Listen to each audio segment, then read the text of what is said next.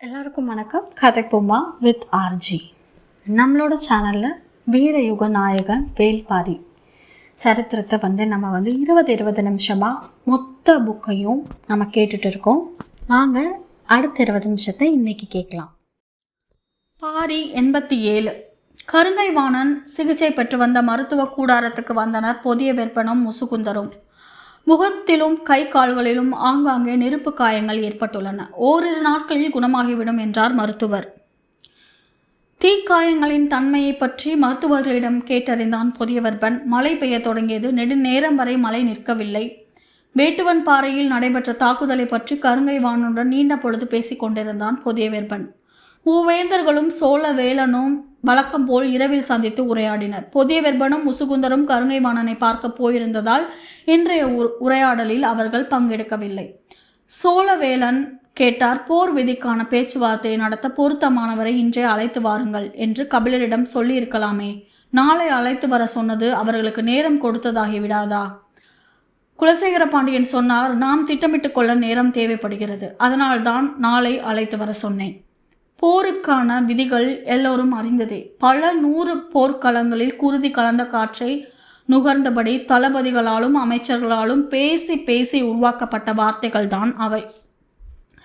போர் என்பது அழிவின் களம். அங்கு ஒருபோதும் ஒழுங்கை உருவாக்க முடியாது என்பது அனைவருக்கும் தெரியும். ஆனாலும் விதிகளை உருவாக்கி போர் புரியும் மரபு பல தலைமுறைகளாக வளர்த்தெடுக்கப்பட்டுள்ளது. பெரும்பான்மையான போர்கள் விதிகளின்படிதான் தொடங்குகின்றன. ஆனால் விதிகளின்படி முடிவதில்லை. தமக்கு வெற்றி கிடைக்கும் என்னும் நம்பிக்கை இருக்கும் வரை விதிகளை பின்பற்ற அனைவரும் பழகியுள்ளனர். ஆனால் அந்த நம்பிக்கை தகரும் போது விதிகளுக்கு எந்த முக்கியத்துவமும் இருக்க போவதில்லை. போர் விதிகள் பொதுவான சில ஒழுங்குகளை முன்வைக்கின்றன. இரு தரப்பினருக்கும் அந்த ஒழுங்குகள் தேவையாக இருப்பதால் ஏற்றுக்கொள்ளப்படுகின்றன. அவற்றைப் போலவே வெற்றியும் இருதரப்புக்கும் தேவையாக இருப்பதால் இருவரும் விதிகளை பற்றி பேசி உடன்பட்டு போரை தொடங்குகின்றனர். ஆனால் போர்க்களத்தில் ஒருவனின் கை வலிமை பெறும்போது இருவருக்கும் விதிகள் முக்கியத்துவமற்று போய்விடுகின்றன. வாளுக்கு வடிவமைக்கப்பட்ட உரை போலதான் போருக்கு வடிவமைக்கப்படும் விதிகளும். கலை வேலைப்பாட்டுடன் மிளிர்வது உரைக்கு அழகு. ஆனால் வாளுக்கு அழகு வெட்டி சரிக்க தேவையான கூர்முனை மட்டுமே. எல்லா வாள்களுக்கும் மேற்பூச்சு கொண்ட உரை தேவைப்படுவதைப் போலத்தான் போருக்கு விதிகள் தேவைப்படுகின்றன. எல்லோரும் ஏற்றுக்கொண்ட போர் விதிகளை உருவாக்கியதில் பெரும் பங்கு வகித்தவை 3 பேரரசுகள் தான். பல காலங்களாக போர்க்களம் நீங்கா இந்த பேரரசுகள் தான் எதிரும் புதிருமான முறையில் எத்தனையோ விதிகளை உருவாக்கின. இன்று பொது புழக்கத்தில் இருக்கும் போர் விதிகளில் பெரும்பான்மையானவை எதிரெதிரே இருக்கையில் அமர்ந்து இந்த பேரரசுகளால் உருவாக்கப்பட்டவை தான். வரலாற்றில் முதன்முறையாக 3 பேரரசுகளும் ஒன்றாய் உட்கார்ந்து பொது எதிரியோடு போர் புரிவதற்கான விதிகளை பற்றி இப்போது பேசுகின்றன. போர் விதிகளை உருவாக்குவதில் நாம் புதிதாய் திட்டமிட என்ன இருக்கிறது என கேட்டான் உதயஞ்சேரல். போர் விதியின் அடிப்படையில் வெற்றி பெற முயல்வதை விட வெற்றி பெறுவதற்கான முறையில் விதிகளை வடிவமைத்துக் கொள்வதே அறிவுடைமை என்றார் குலசேகர பாண்டியன். இந்த போரை விதிகளால் ஒழுங்குபடுத்த முடியாது. ஏனென்றால் எதிரிகளுக்கு என்ன ஆற்றல் இருக்கிறது என்றே நமக்கு தெரியாது. பிறகு எப்படி நாம் போர் விதியை உருவாக்க முடியும் என கேட்டான் கருங்கை வாணன். இன்று கபிலரோடு நடைபெற்ற பேச்சுவார்த்தையை சொல்லி நாளை போரின் விதிகள் பேசப்பட உள்ளதை முசுகுந்தர் பகிர்ந்து கொண்ட போது கருங்கை வாணனின் மறுமொழியாக இது இருந்தது. கருங்கை வாணனா இப்படி பேசுவது என வியப்போடு பார்த்தான் பொதியவர்பன். முசுகுந்தருக்கு நம்ப முடியாததாக இருந்தது. மூவேந்தர்களின் கூட்டுப்படை தளபதியின் குரலா இது என கேட்டார் முசுகுந்தர். ஆம், நமக்கான விதிகளையும் அவர்களுக்கான விதிகளையும் ஒன்றாய் பொருத்த முடியாது. ஏன்? நம்மை விட எந்த வகையில் அவர்கள் வேறுபட்டவர்கள்? அது எனக்கு தெரியவில்லை. ஆனால் அவர்கள் நம்மை போன்றோர் அல்லர். புதிருக்குள்ளிருந்து விலங்குகள் வெளிவருவதைப் போல நெருப்புக்குள்ளிருந்து வெளிவரும் மிருகங்கள் அவர்கள். அவர்கள் மீது இரக்கமற்ற தாக்குதலையே நடத்த வேண்டும். ஒழுங்குபடுத்தப்பட்ட விதிகள் எல்லாம் அந்த காட்டு மனிதர்களுக்கு தேவையில்லை. கருங்கை வாணன் தீக்காயங்களிலிருந்து மீளாது துடித்து கொண்டிருப்பது அவனது சொற்களிலேயே தெரிந்தது. உனது வார்த்தைப்படியே வைத்து கொண்டாலும் விதி என்பது அவர்களது ஆற்றலை குறைக்க பயன்படுமே. ஆனால் அதை நாம் ஏன் தவறவிட வேண்டும்? அவர்களது ஆற்றல் என்னவென்று தெரிந்தால்தானே நம்மால் குறைக்க முடியும். அளவிட முடியாத ஆற்றல் கொண்டவர்கள் என்று சொல்கிறாயா? இல்லை, எல்லா வகையான உத்திகளையும் பயன்படுத்தி அழிக்கப்பட வேண்டிய ஒரு கூட்டம் என்று சொல்கிறேன். அந்த கூட்டத்துக்கு பொது விதிகளை பயன்படுத்த வேண்டிய தேவையில்லை. அப்படி பொது விதிகளை உருவாக்குவது அவர்களுக்கு நாமே வாய்ப்பை தருவது போல் ஆகிவிடும். உருவாக்கப்படும் விதிகளின்படியே போர் புரிய வேண்டும் என்பது முன்னோர் மரபு. இதைத்தான் நான் சொல்ல வருகிறேன். சமதளத்தில் வாழ்கிற நமது முன்னோர்கள் உருவாக்கிய மரபு அது. மலை மனிதர்களுக்கு மரபு ஏது, அறம் ஏது? நீ அவர்களின் திறனை மிகைப்படுத்துகிறாய் என நினைக்கிறேன். ஆத்திரப்படுவதால் அவ்வாறு தோன்றுகிறது. இல்லை அமைச்சரே, யாராலும் நெருங்கவே முடியாது என சொல்லப்பட்ட திரையர்களை அவர்களின் இருப்பிடத்துக்குள் நுழைந்து வீழ்த்தினோம். நானே அஞ்சி பின்வாங்க நினைத்த போதும் கூட சற்றும் இரக்கம் காட்டாமல் துணிந்து முன்னேறி அவர்களை வீழ்த்தினான் திதியன். ஆனால் சிறிய குன்றின் மேல் இருந்த சின்னஞ்சிறு கூட்டம் திதியனை கொன்றளித்ததை இன்னும் என்னால் நம்ப முடியவில்லை. பெரும் பாறைகளை உருட்டுவதும் மரங்களை சாய்த்து தள்ளுவதும் நெருப்புக்குள் நுழைந்து வெளிவருவதுமாக அவர்கள் நடத்திய தாக்குதல் முழுவதும் நம்ப முடியாத மாய காட்சிகளாக இருந்தன. நாம் நடத்திய திடீர் தாக்குதலிலேயே அவர்கள் இவ்வளவு திறனை வெளிப்படுத்த முடிந்த போது திட்டமிட்டு முறைப்படுத்தப்பட்ட விதிகளை உருவாக்கி அதன்படி போரை நடத்த முற்பட்டால் அவர்கள் என்ன செய்வார்கள் என சிந்திக்கவே முடியவில்லை.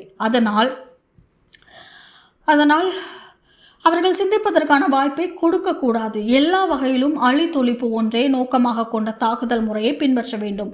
சூழ்ச்சிகளும் வரைமுறையற்ற தாக்குதலும் அழித்தொழிப்புமே அவர்களை வீழ்த்துவதற்கான உத்தியாக இருக்க முடியும்.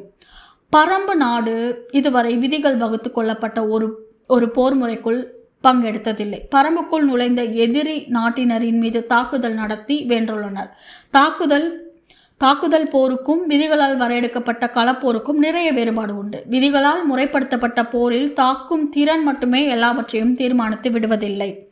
பரம்பினர் தாக்கும் திறனை மட்டுமே நம்பியுள்ள கூட்டத்தினர். அவர்களின் வலிமையின் வழியே அவர்களை வீழ்த்த வேண்டும் என்றார் குலசேகர பாண்டியன். அவர் சொல்வதை சற்று ஆழ்ந்து சிந்தித்தனர். என்ன செய்யலாம் என்ற கேள்வி மிச்சமிருந்தது. முதன்முறையாக கபிலர் பேச வந்தபோது அவரை அறியாமலேயே முக்கியமான செய்தி ஒன்றை நமக்கு தெரிவித்தார். குலசேகர பாண்டியன் எதை சொல்கிறார் என்று மற்ற மூவரும் சிந்தித்தனர். ஒன்றும் நினைவுக்கு வரவில்லை. அவரே கூறினார், நாகக்கரட்டின் மேல் நின்று பார்த்தால் நமது படையில் 1/3 பகுதி தெரிகிறது. இரளிமேட்டிலிருந்து பார்த்தால் முழு படையும் தெரிகிறது என்றார் அல்லவா? அப்போதுதான் மற்றவர்களுக்கு கபிலர் கூறியது நினைவுக்கு வந்தது. அது எவ்வளவு முக்கியமான குறிப்பு! அன்று இரவு முழுவதும் நான் தூங்கவில்லை. வேட்டுவன் பாறையின் மீது திடீர் தாக்குதல் தொடுக்க வேண்டும் என்றுதான் அந்த குன்றினை விட்டு நமது படையை மிக தள்ளி கூடாரம் அமைக்க சொன்னேன். நம்மை கண்டு அஞ்சியே வேந்தர் படையினர் கூடாரத்தை பிரித்து கொண்டு போகிறார்கள் என்று எதிரிகள் எண்ண வேண்டும் என்பதற்காகத்தான் அவ்வாறு செய்தேன். அப்படி செய்ததன் மூலம்தான் வேட்டுவன் பாறையின் மீதான தாக்குதலை வெற்றிகரமாக நடத்த முடிந்தது.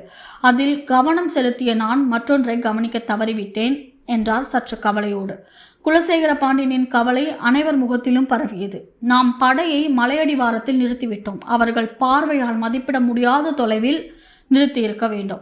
இன்னொரு முறை படையை நகர்த்தினால் அது வீரர்களிடம் குழப்பத்தையும் பயத்தையும் உருவாக்கிவிடும்.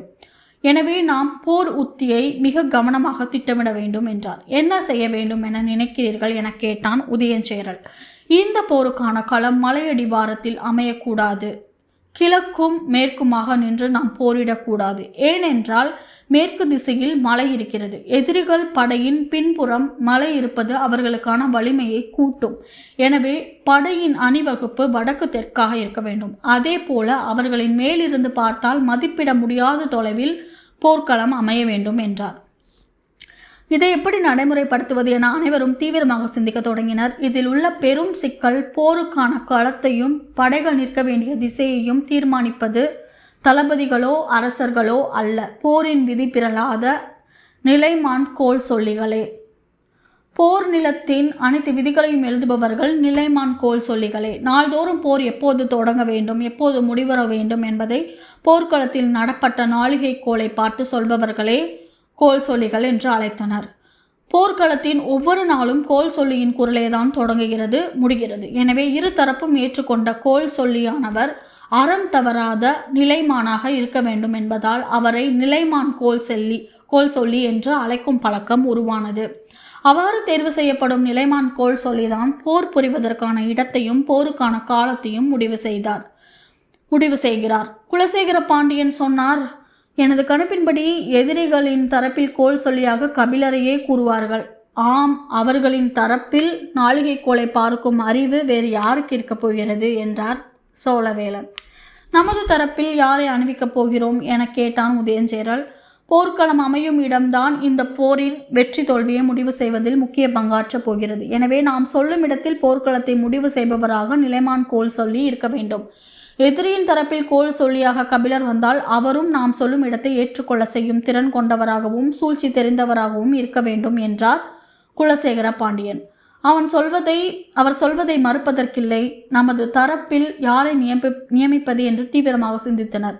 கபிலர் நாளிகைக்கோள் பார்க்க தெரிந்தவராக இருக்கலாம், ஆனால் போரின் விதிகளை முழுமையாக அறிந்தவர் என்று சொல்லிவிட முடியாது. எனவே பொருத்தமானவரை தேர்வு செய்தால் கபிலரை நமது முடிவுக்கு இணங்க செய்ய முடியும் என்றான் உதயஞ்சேரல். ஆம், அதனால்தான் இந்த பணிக்கு பொருத்தமானவராக பாண்டிய நாட்டு அரண்மனையின் தலைமை கணியன் அந்துவனை கருதுகிறேன் என்றான் குலசேகர பாண்டியன். அவன் பொருத்தமானவனா என்று மற்றவர்கள் சிந்தித்தனர். அந்துவன் கபிலரை விட மிக இளையவனாக இருக்கிறானே, பெரும்புலவரை திசை மாற்றி போர்க்களத்தை நாம் நினைக்கும் இடத்தில் அமைக்கும் ஆற்றல் கொண்டவனா என கேட்டான் செங்கன சோழன். அவன் பெருங்கணியர் திசைவேலருக்கு மாணவன். எனவே அவன்பால் கபிலருக்கு பெரும் மரியாதை உண்டு. அவனது கணிப்பு பல நேரங்களில் ஆசானை போல் உள்ளது என்று என்னிடமே கூறியுள்ளார். அது மட்டுமன்று, கபிலரை கையாள்வதில் அவன் மிக வல்லவன். எனவே நமது திட்டத்தை அச்சு பிசகாமல் நடைமுறைப்படுத்தி விடுவான் என்றார். அப்படியென்றால் அவனையே நமது தரப்பின் நிலைமான் கோல் சொல்லியாக அறிவித்து விடலாம் என்றனர். சரி என்று ஏற்றுக்கொண்ட குலசேகர பாண்டியன், ஒரு முக்கிய செய்தி, நாளை மட்டுமன்று எப்போது கபிலர் பேச வந்தாலும் அவரை அதிகமாக பேசவிட வேண்டும். கோபப்பட்டு நிறுத்தக்கூடாது. அவராகவே நமக்கு வேண்டிய முக்கிய குறிப்பை கொடுத்துவிட்டு செல்வார் என்றார். மற்றவர்கள் மகிழ்ந்து சிரித்தனர். மறுநாள் போர் விதிகளை வகுக்க மூஞ்சலின் பெருங்கூடாரத்தில் எதிர்பார்ப்போடு இருந்தனர் வேந்தர்கள். கபிலரின் தேர்ப்படை எல்லைக்குள் நுழைந்ததும் மூஞ்சலுக்கு செய்தி வந்தது. உடன் கிழவன் ஒருவனை அழைத்து கொண்டு வருகிறார் கபிலர். சென்ற முறை சிறுவனை அழைத்து வந்தார், இந்த முறை கிழவனை அழைத்து வருகிறார் என்று பேசி சிரித்தனர். சிறிது நேரத்தில் மூஞ்சலுக்குள் நுழைந்தது கபிலரின் தேர். தேரோட்டும் பலவனின் தோள் பற்றி கபிலர் இறங்க, அவரின் தோள் பற்றி வாரிக்கையன் இறங்கினார். ஊன்றுகோலை ஊன்றி கபிலரை பின்தொடர்ந்தார் கிழவர். இருவரையும் வரவேற்று கூடாரத்துக்குள் அழைத்து சென்றார் முசுகுந்தர். பெருவேந்தர்கள் வீற்றிருந்த அவையில் இருவரும் வந்து சேர்ந்தனர். கபிலர் மூவேந்தர்களையும் உடனிருந்த சோழவேலன், பொதியவெற்பன், முசுகுந்தர் ஆகிய அறுவரையும் பற்றி வாரிக்கையனிடம் தெரிவித்தார். வாரிக்கையனை பற்றி வேந்தர்களிடம் சொல்லும்போது பரம்பு நாட்டு பெரும் கிழவன் என்று கூறினார்.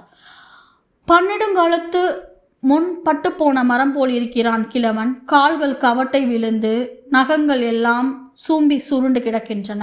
மேல் தோல் செம்பட்டையோடு திட்டு திட்டாக இருக்கிறது. பார்க்கவே சற்று அருவுருப்பூட்டும் இவரை ஏன் அழைத்து வந்துள்ளார் கபிலர் என்று சிந்தித்தபடி இருந்தனர் அனைவரும். பணியாளர்கள் சுவைநீர் கொண்டு வந்து கொடுத்தனர்.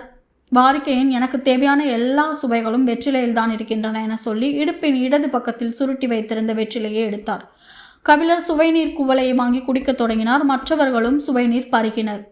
வலது பக்கம் சுருட்டி வைத்திருந்த சுருக்கு பையை எடுத்தார் வாரிக்கையன். அவர் என்ன செய்கிறார் என்று கண்களை திருப்பி பார்த்த கபிலர் பாக்கு கொட்டையை ஒன்றை எடுத்து உள்ளங்கையில் வைத்து விரல்களால் அழுத்தி உடைத்தார்.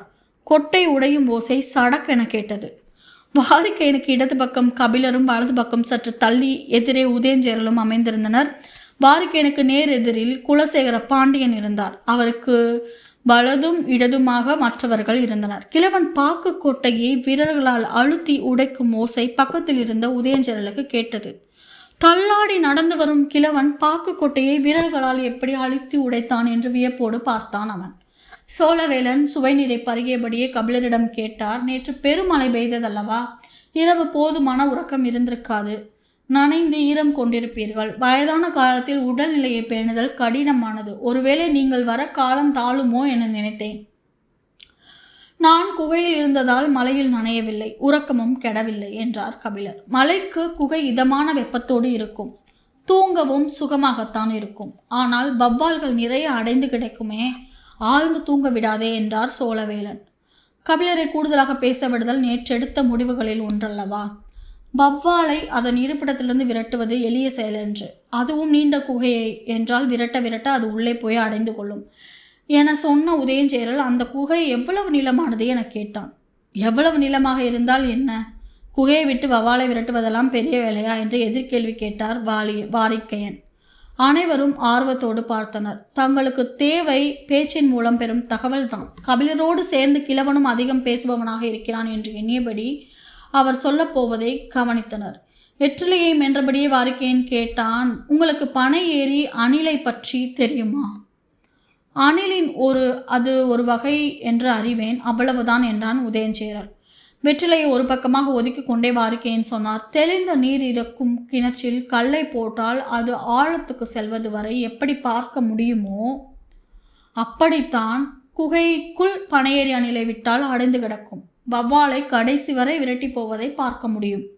சுவை நீர் அருந்தியபடியே ஆர்வத்தோடு உதயஞ்சேரல் கேட்டான், எப்படி? மற்ற அணிலைப் போல பனையேறி அணில் மரத்தில் நேராக மேலேறாது. மாறாக மரத்தை சுற்றி சுற்றித்தான் மேலேறும். அதை குகைக்குள் விட்டால் நேராக உள்ளே போகாது. குகையின் ஓர பகுதியை சுற்றி சுற்றியே உள்ளே நுழையும். அணில் வருவது அறிந்தவுடன் வவ்வால்கள் ஈடுபடுத்தை விட்டு சற்று உள்ளே போகும். அணில் மீண்டும் விளிம்பை சுற்றியபடி உள்ளே போகும். இப்படி குகையின் கடைசி எல்லை வரை அணில் விரட்டி கொண்டே போகும். 3 பனையேறிய அணில்களை அடுத்தடுத்து குகைகள் விட்டால் போதும், ஒரு வவ்வாலை கூட அந்த குகைக்குள் அடைய விடாது என்றார். ஆனால் வெற்றிலை இரு பக்கமாக ஒதுக்கியபடி இதை சொல்வதற்கு அவர் எடுத்துக்கொண்ட காலம் மிக அதிகம். கேட்பவர்கள் பொறுமையை இழக்கும்படி மென்று பேசினார்.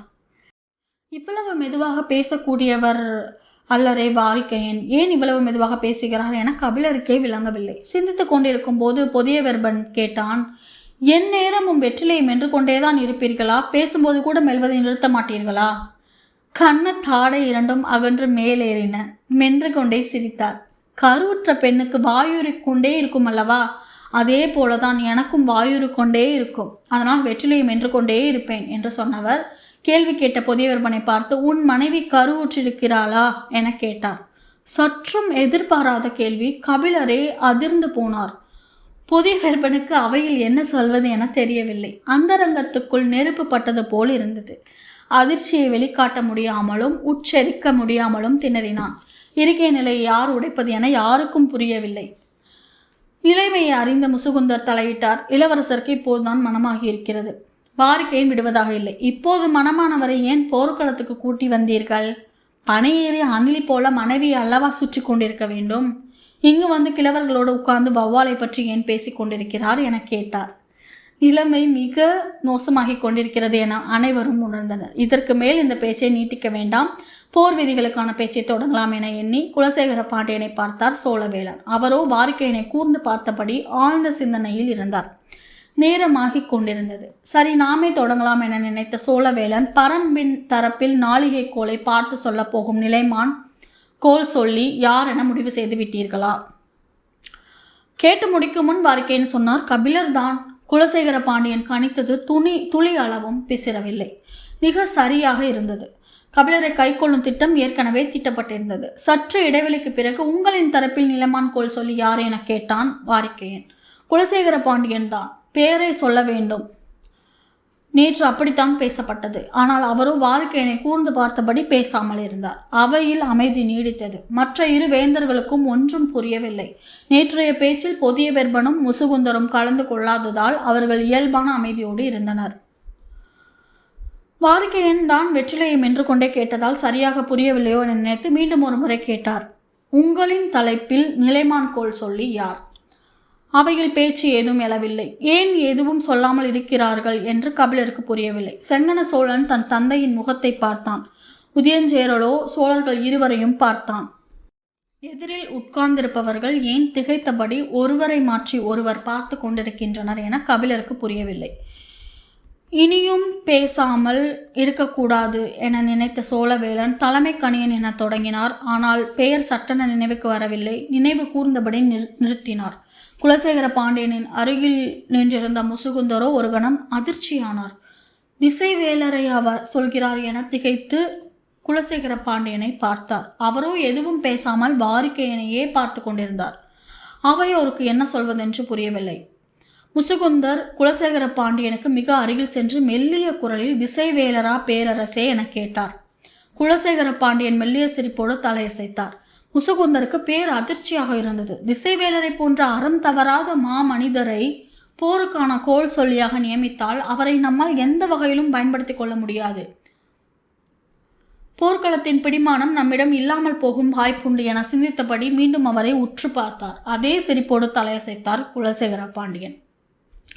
பேரரசர் என்பவர் எப்போதும் யாரும் சிந்திக்காததை சிந்திக்கக்கூடியவர் என்பதை வாழ்வு முழுவதும் அறிந்தவர் முசுகுந்தர். எனவே அவரின் திட்டமிடல் மற்றவர்களின் எண்ணத்துக்கு அப்பாற்பட்டு தான் இருக்கும் என்ற பெருமிதத்தோடு எங்கள் தரப்பின் நிலைமான் கோல் சொல்லியாக பெருங்கணியர் திசைவேலர் செயல்படுவார் என அறிவித்தார்.